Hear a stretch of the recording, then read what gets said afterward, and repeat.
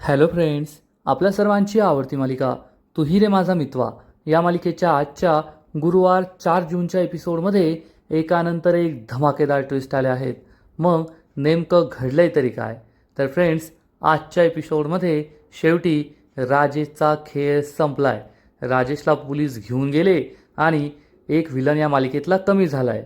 पण अंजलीची तब्येत खूप जास्त बिघडली आहे.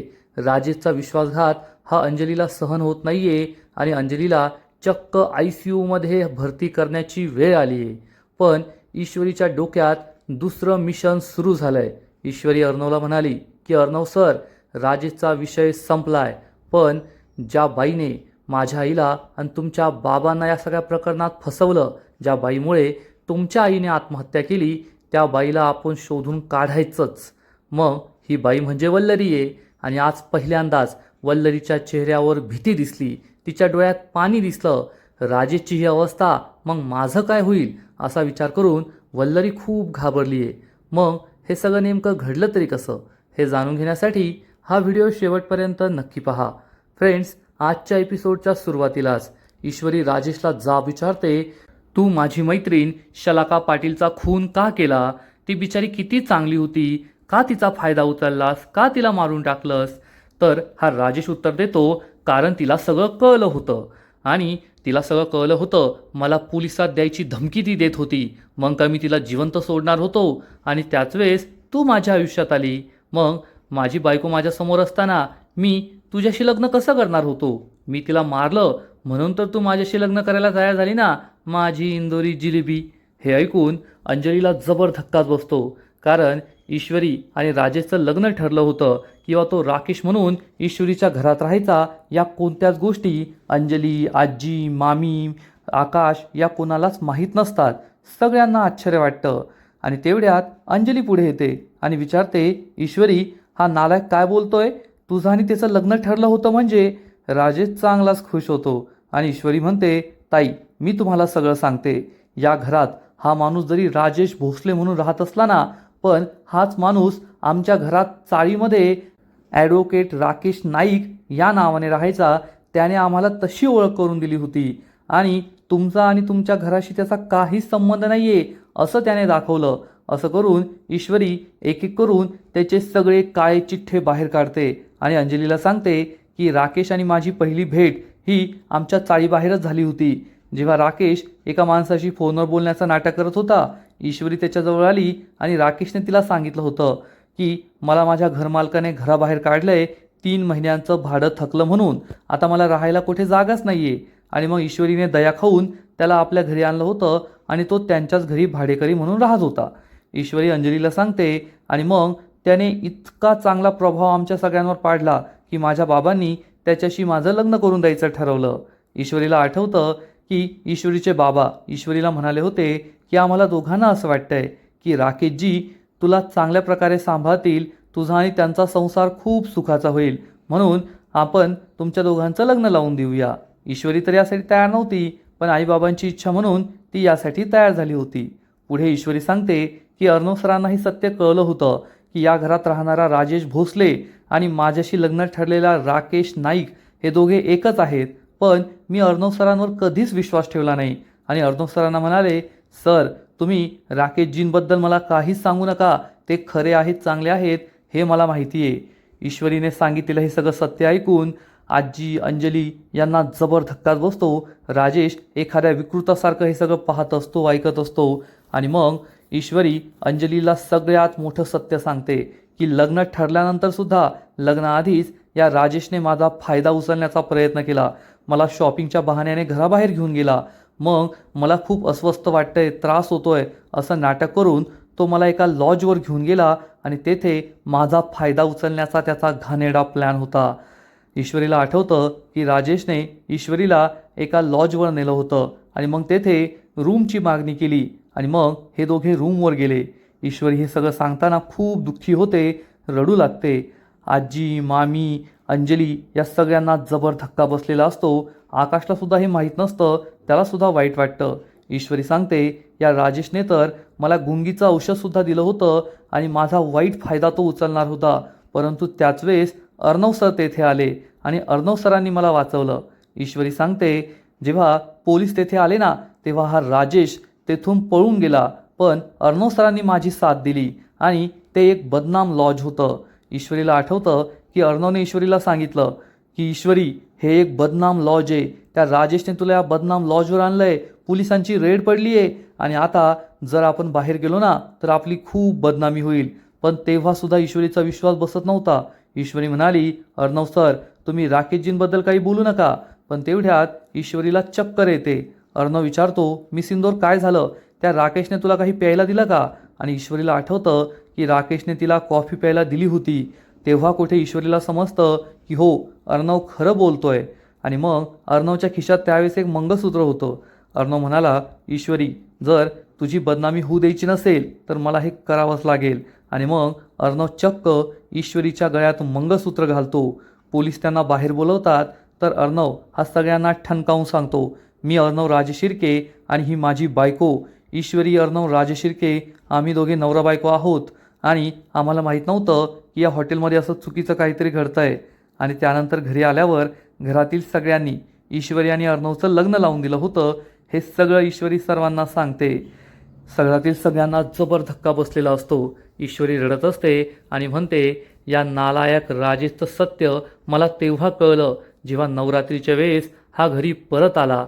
आणि मला त्या दिवशी कळलं होतं की माझ्या घरात जो राकेश नाईक म्हणून राहायचा आणि माझ्याशी लग्न करायला निघाला होता, तो या घरात राजेश भोसले म्हणून राहतो आणि त्याने अंजलीताई तुमच्याशी लग्न केलंय. हे सगळं ऐकून अंजलीच्या पायाखालची जमीनच सरकते. तिचा विश्वासच बसत नाही की हा एवढा नालायक माणूस आहे, इतक्या खालच्या पातळीला तो गेलाय. ईश्वरी रडत रडत सांगते, ताई, फक्त एवढंच नाही तर या माणसाने माझ्या बाबांचा अपघातसुद्धा केला. माझ्या बाबांना गाडीने उडवणारा हाच माणूस होता. राजेशला आठवतं की तो म्हणाला होता, गाडी अर्णवची, हा ब्लेझर अर्णवचा, पण गाडीत मात्र राकेश. आणि सगळ्यांना असं वाटणार ईश्वरीच्या बापाला अर्णवनेच उडवलं आणि हा राजेश ईश्वरीच्या वडिलांना गाडीने धडक देतो. हे सगळं ऐकून राजेश जसा काय मी खूप मोठा पराक्रम केलाय असा खुश होतो. त्याच्या चेहऱ्यावरचे एक्सप्रेशन वेगळेच असतात. हे सगळं पाहून अंजली, आजी, आकाश सगळ्यांना जबर धक्काच बसतो. ईश्वरी ढसाढसा रडू लागते आणि म्हणते, ताई, आज माझ्या बाबांची जी अवस्था आहे ना ती फक्त या नालायकामुळे आहे, या नीच माणसामुळे आहे. आणि तेवढ्यात काही मुली तेथे येतात आणि या मुली म्हणतात, तुम्ही या माणसाला पोलिसांच्या हवाली करू नका, या माणसाला आमच्या हवाली करा. मग पहा आम्ही याची काय अवस्था करतो. आम्ही याला जिवंत सोडणार नाहीये, आम्ही याला मारून टाकणार आहे. असं म्हणून या मुली राजेशच्या अंगावर धावून जातात आणि मग अर्णव म्हणतो, मारा तुम्ही याला, मारा. आणि या मुली चक्क राजेशच्या सणसणीत थोबाडीत मारतात. मग त्याला गुद्दे, बुक्क्या, त्याला जोरजोरात मारत असतात. पुढील 5 मिनिटं हाच कार्यक्रम सुरू असतो. घरातील सगळेजण या राजेशकडे रागारागाने पाहत असतात.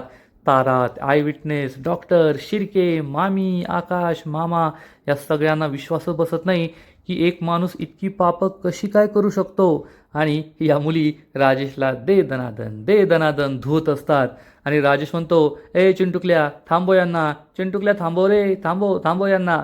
पण अर्णव काही या मुलींना थांबवत नाही आणि या मुली राजेशची चांगली धुलाई करत असतात. आणि त्याच वेळेस पोलीस तेथे येतात आणि विचारतात, काय चाललंय येथे? तर अर्णव सांगतो, आम्ही या नालायकाला, गुन्हेगाराला शिक्षा देतोय. तर पोलीस म्हणतात, नाही, कितीही मोठा गुन्हेगार असला ना तरी सामान्य माणसाला कायदा हातात घेण्याची परमिशन नाहीये. याला कोर्ट शिक्षा देईल. आम्ही त्याला आमच्याबरोबर घेऊन जातो आणि मग त्याच्या सगळ्या पापांचा काला चिठ्ठा हा कोर्टासमोर मांडतो. कोर्टच त्याला शिक्षा देईल, पण तुम्ही कायदा हातात घेऊ नका. तेवढ्यात अंजलीला आठवतं की आज सकाळीच ईश्वरी आणि अर्णव तिच्या रूममध्ये आले होते. ईश्वरी, अर्णव तिच्या रूममध्ये येतात आणि म्हणतात, ताई, मला तुझ्याशी महत्त्वाचं बोलायचं आहे. तर अंजली म्हणते, मला माहिती आहे आज माझा बड्डे आहे ना, तर तुम्ही मला विचारणार आहात की तुला काय गिफ्ट हवं आहे, तुला जे हवं आहे ते आम्ही देतो. अरे पण मला काही नको आहे. तुम्ही माझ्यासाठी एवढं केलं आहे, सकाळपासून काल रात्रीपासून किती सरप्राईजेस दिले, आता मला कोणतंही गिफ्ट नको आहे. तर ईश्वरी आणि अर्णव म्हणतात, ताई, आम्हाला गिफ्टबद्दल नाही बोलायचं आहे, एका वेगळ्या विषयावर बोलायचं आहे. तू आमचं शांतपणे ऐकून घे. तर अंजली विचारते, काय झालं, काही सिरियस आहे का, सांगा मला. तर अर्णव म्हणतो, ताई, आम्हाला जिजूंबद्दल तुझ्याशी बोलायचं आहे. आज जिजू कायमचं हे घर सोडून निघून जाणार आहेत अंजलीला काही कळतच नाही. अंजली विचारते, हे काय बोलताय तुम्ही? राजेश कायमचं घर सोडून निघून जाणार आहे, ते का असं घर सोडून जातील? अर्णव म्हणतो, ताई तू आधी आम्हाला प्रॉमिस कर, आता आम्ही तुला जे काही सांगणार आहोत ते तू कोणालाच सांगणार नाही, जिजूंना सुद्धा सांगणार नाही. आम्हाला फक्त तुझी साथ हवी आहे. असं म्हणून अर्णव हा अंजलीला राजेशचं मलेशियाचं तिकीट दाखवतो, एअर तिकीट, आणि सांगतो, हे पाताई नाव वाच, आज जिजू कायमचं हे देश सोडून मलेशियाला निघून जाणार आहेत. अंजलीला धक्काच बसतो. अंजली विचारते, अरे पण तुम्ही हे काय बोलताय? ते असं का घर सोडून जातील? मला तर काहीच कळत नाहीये. ईश्वरी म्हणते, ताई प्लीज शांतपणे ऐकून घ्या, आणि अर्णव सर आता तुम्हाला जे काही सांगतील ते खूप महत्त्वाचं आहे. आम्ही एक प्लॅन बनवतोय आणि त्या प्लॅनमध्ये आम्हाला तुमची साथ हवी आहे. अंजली क्षणभर विचार करते आणि विचारते, काय बोलतेस तू? हे प्लॅन बनवतोय, प्लॅनमध्ये साथ हवी आहे, कसला प्लॅन?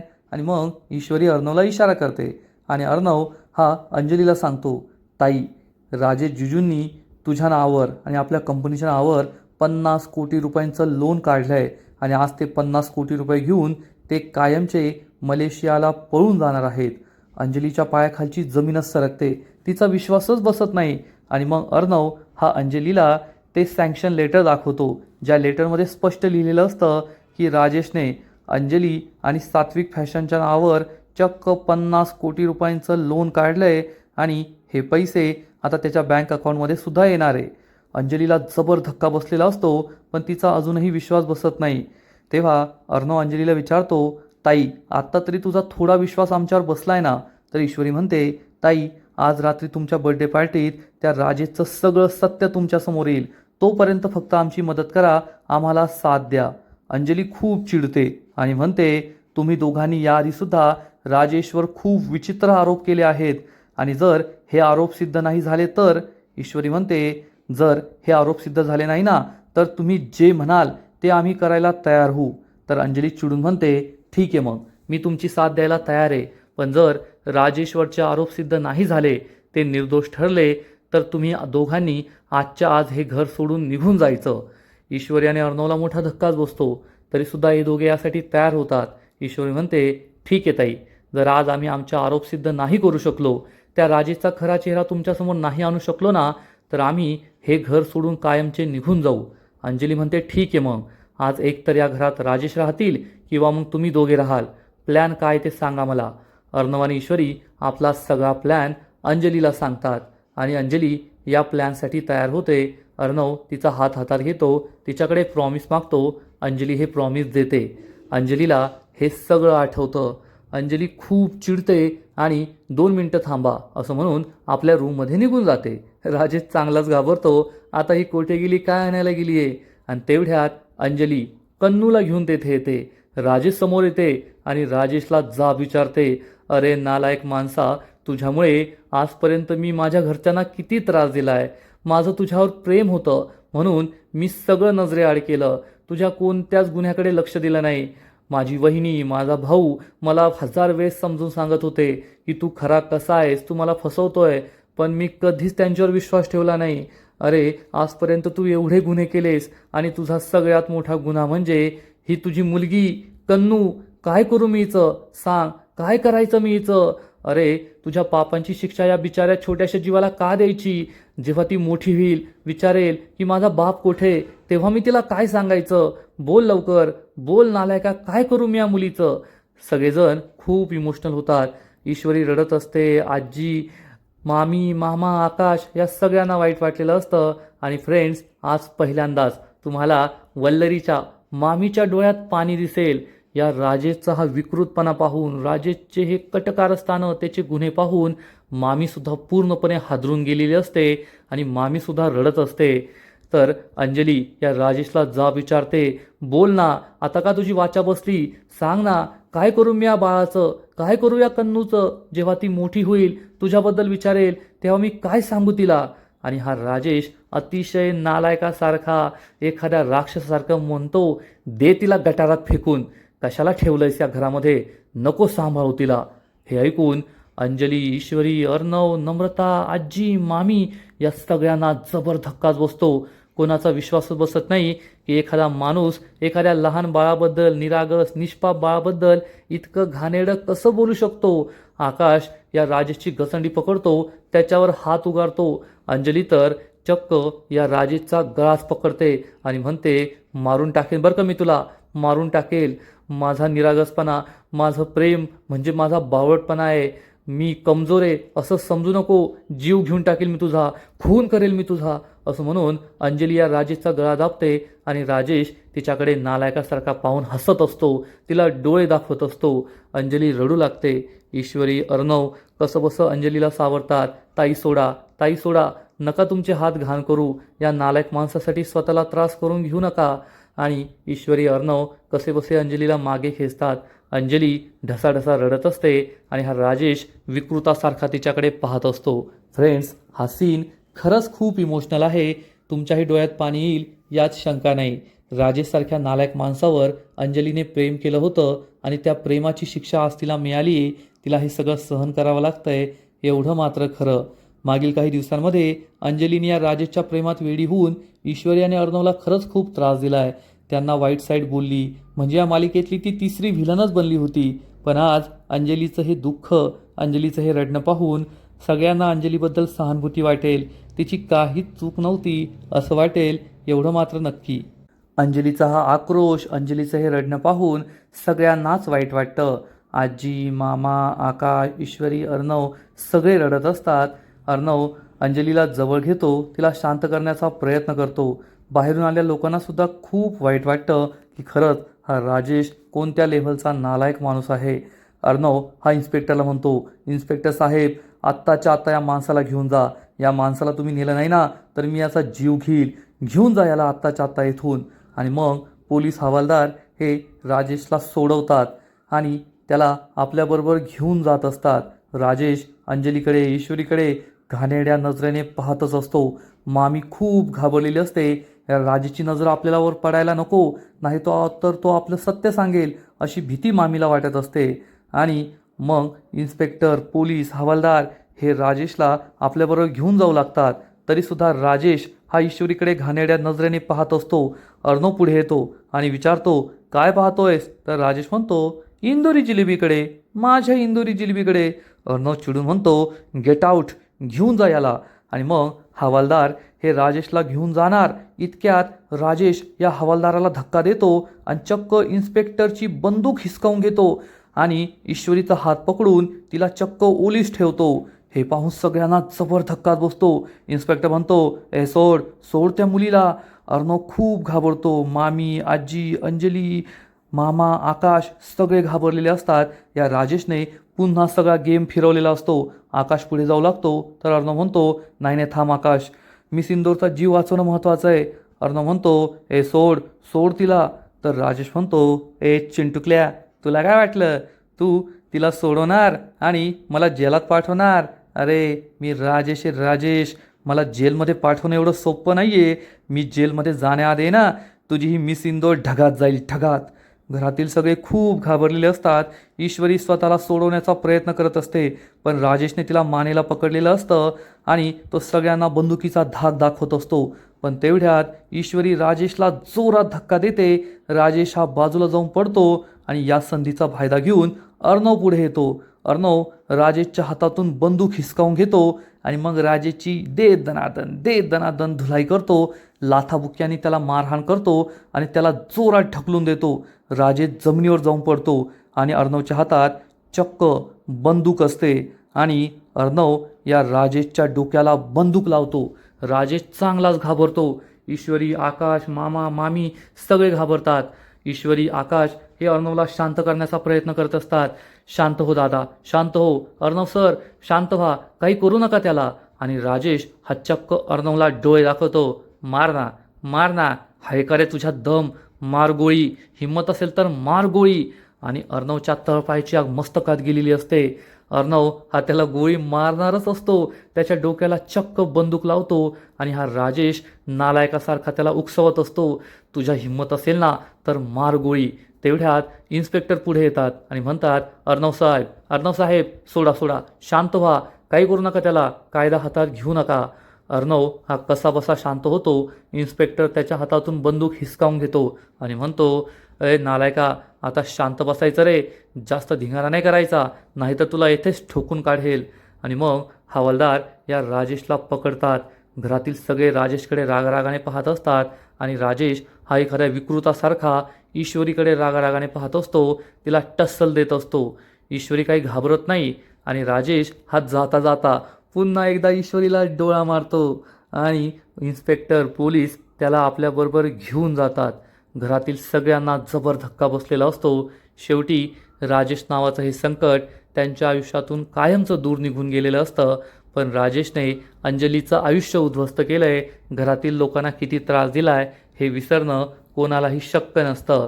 अर्णव ईश्वरीला जवळ घेतो, अंजलीला जवळ घेतो. या दोघीही रडत असतात आणि मग पोलीस या राजेशला घेऊन निघून जातात. थोड्या वेळानंतर अर्णव, ईश्वरी तेथे आलेल्या सगळ्यांचे आभार मानतात. ॲक्सिडेंट केसमधले आय विटनेस, त्या मुली, मामा, तारा, या सगळ्यांचे आभार अर्णव मानतो आणि म्हणतो, खरंच आज तुमच्या सगळ्यांमुळे त्या राजेशचं सत्य आम्हाला समोर आणता आलं, त्या राजेशला पोलिसांच्या हवाली करता आलं. तुमच्या सगळ्यांचे खूप खूप थँक्यू. आणि अर्णव हा शिर्केला सांगतो, शिर्के, आत्ताच्या आत्ता आपल्या लॉयरकडून सगळ्या लिगल फॉर्मॅलिटीज पूर्ण करून घ्या. तो राजेश मेला पाहिजे, त्याला फाशीची शिक्षा झाली पाहिजे आणि या डॉक्टरला सुद्धा पोलिसांच्या हवाली करा, हा सुद्धा तेवढाच गुन्हेगार आहे. असं म्हणून अर्णव हा सगळ्यांना थँक्यू म्हणतो आणि मग शिर्के या डॉक्टरला घेऊन आणि बाकीच्या सगळ्यांना घेऊन तेथून निघून जातो. तारा आणि ताराचे मामा तेथेच असतात. तारा म्हणते, अर्णव सर, ईश्वरी मॅम, खरंच आज तुमच्यामुळे त्या राजेशचा खरा चेहरा सगळ्यांसमोर आला. आज माझ्या ताईला, शलाका ताईला नक्कीच शांती मिळाली असेल. तर ईश्वरी म्हणते, तारा, उलट आम्ही तुला थँक्यू म्हणायला हवं, तुझ्यामुळेच आम्हाला त्या राजेशचा खरा चेहरा सगळ्यांसमोर आणता आला. तर ताराचे वडील, शलाकाचे मामा म्हणतात, अर्णव साहेब, ईश्वरी मॅडम, खरंच शलाका नेहमी तुमच्याबद्दल बोलायची. आज शलाका जेथे कोठे असेल ना, नक्कीच खुश असेल. ईश्वरी आणि अर्णवला शलाकाची आठवण येते. तारा म्हणते, सर, खरंच तुम्ही सुद्धा खूप भोगलंय. जेवढा त्रास माझ्या शलाकाताईने सहन केला ना, तेवढाच तुम्ही दोघांनी सुद्धा सहन केला. पण तुम्ही खूप हिमतीने त्या राजेश विरुद्ध लढला आणि शेवटी त्या राजेशला त्याच्या पापाची शिक्षा मिळवून दिली. खरंच मानलं पाहिजे तुम्हाला. हे दोघेजण ईश्वरी आणि अर्णवचे आभार मानतात आणि त्यांचा निरोप घेऊन तेथून निघून जातात. इकडे अंजली ही खूप दुःखी झालेली असते. आकाश कन्नूला अंजलीकडून घेतो. अंजली पूर्णपणे हादरून गेलेली असते. ईश्वरी आणि अर्णव अंजलीजवळ येतात. अर्णव अंजलीला समजावण्याचा प्रयत्न करतो, ताई, जे काही झालं त्यात तुझी काही चूक नव्हती, तो माणूसच नालायक होता. जाऊ दे, आता हे सगळं वाईट स्वप्न म्हणून विसरून जा. पण अंजली ही ढसाढसा रडू लागते, ही सगळी माझी चूक आहे. त्या गुन्हेगारावर विश्वास ठेवून मी तुम्हाला सगळ्यांना त्रास दिला, तुम्हाला नाही नाही ते बोलले, असं म्हणून अंजली चक्क स्वतःच्या थोबाडीत सनसनीत मारून घेते आणि ढसाढसा रडू लागते. अर्णव तिला जवळ घेतो, शांत करतो. अंजली म्हणते, नाही नाही नाही, त्या गुन्हेगारावर विश्वास ठेवून मी माझ्या भावाशी, माझ्या बहिणीशी, माझ्या आजीशी, घरातील सगळ्यांशी किती वाईट वागले. मूर्ख आहे मी, मूर्ख आहे, बावळट आहे मी, खरंच बोलत होता तो, बावळट आहे मी. अंजली ढसाढसा रडत असते आणि तिचं हे रडणं कोणालाच सहन होत नाही. अर्णव तिला जवळ घेतो, शांत करतो, पण अंजली काही शांत होत नाही आणि म्हणते, अर्णव माफ कर मला, ईश्वरी माफ कर मला, मी तुम्हाला खूप त्रास दिलाय ना, खूप वाईट वागली आहे तुमच्याशी. अर्णव आणि ईश्वरी म्हणतात, नाही ताई, यात तुझी काहीच चूक नाही आहे. अर्णव अंजलीला जवळ घेतो, पण अंजली ही पूर्णपणे हादरून गेलेली असते आणि चक्क ती आपल्या बर्थडे केकजवळ जाते. तेथे भला मोठा चाकू असतो. ही चाकू ती हातात घेते आणि म्हणते, नाही, मी खूप मोठं पाप केलं आहे, आता मला त्याची शिक्षा व्हायलाच हवी. असं म्हणून अंजली चक्क स्वतःच्या हाताची नस कापून घेण्याचा प्रयत्न करते. त्यामुळे सगळ्यांना जबर धक्काच बसतो आणि अंजली ही स्वतःच्या हाताची नस कापून घेण्याचा प्रयत्न करत असते. आजचा एपिसोड येथेच संपतो. फ्रेंड्स, खरंच तुही रे माझा मितवा या मालिकेचा आजचा एपिसोड खरंच खूप भारी होता, तेवढा दुःखदसुद्धा होता. पण आनंदाची एकच गोष्ट म्हणजे या राजेशचा खेळ आता कायमचा संपला आहे. पण त्यामुळे अंजली खूप दुःखी झाली आहे, ती पूर्णपणे हादरून गेली आहे. आजचा एपिसोड तर भारी होता, पण या मालिकेचा पुढील एपिसोड आणखीन भारी असणार आहे, आणखीन मोठा ट्विस्ट येणार आहे. मग नेमकं घडणार तरी काय? तर पुढील एपिसोडमध्ये आपण पाहू की ईश्वरी ही अर्णवला म्हणेल की राजेशचा खेळ तर संपला आहे, पण तुमचे बाबा आणि माझ्या आईला फसवणारी ती बाई अजूनही मोकाट सुट्टी आहे. तिच्यामुळेच तुमच्या आईने आत्महत्या केली होती. त्यामुळे तिला शोधून काढणं खूप महत्त्वाचं आहे. अर्णवलासुद्धा हे पटणार. आणि इकडे अंजलीची अवस्था ही बिकट होत असेल. ती फक्त रडत असेल, ढसाढसा रडत असेल, स्वतःला त्रास करून घेत असेल आणि मग ती बेशुद्ध पडणार. तेवढ्यात डॉक्टर तेथे येतील आणि डॉक्टर सांगतील की अंजलीची अवस्था खूप बिकट आहे आणि तिला ICUमध्ये ॲडमिट करावं लागेल. एखादा छोटासा धक्कासुद्धा तिला सहन होणार नाही आहे. त्यामुळे घरातील सगळेजण खूप टेन्शनमध्ये येतील. आता अंजलीला जर ICUमध्ये ॲडमिट करावं लागलं तर अंजलीचं पुढे काय होणार? राजेशचा हा विश्वासघात अंजली पचवू शकेल का? हा धक्का सहन करू शकेल का? हे सगळं पाहणं खूप इम्पॉर्टंट आहे. तर फ्रेंड्स, तुम्हालासुद्धा तू ही रे माझा मितवा ही मालिका आवडते का? नक्कीच कमेंट करून सांगा. आणि या मालिकेचे असेच नवीन नवीन एपिसोड, नवीन नवीन अपडेट सर्वात आधी पाहण्यासाठी व्हिडिओला लाईक करा, शेअर करा, चॅनलला सबस्क्राईब करून बेल आयकॉनवर क्लिक करा. म्हणजे या मालिकेचे नवीन नवीन एपिसोड तुम्हाला सर्वात आधी पाहायला मिळतील. खूप खूप खूप धन्यवाद.